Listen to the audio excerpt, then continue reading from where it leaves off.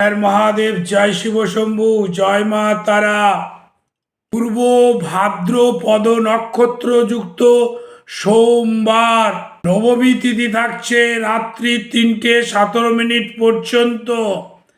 আজকের 23শে অগ্রহায়ণ 9 ডিসেম্বর।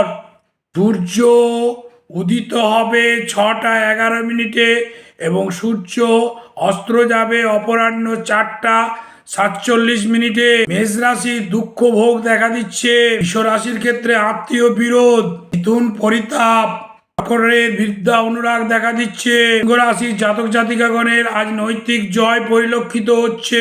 কন্যার ক্ষেত্রে মহামনুভূততা দেখা দিচ্ছে। তার জলযানে বিপদ, একটু সাবধানে থাকবে। বৃশ্চিকের ক্ষেত্রে শিক্ষায় বাধা পরিলক্ষিত ঘটছে। দূর মনোকষ্ট। মকর রাশির ক্ষেত্রে আজ ধন বৃদ্ধি পাবে।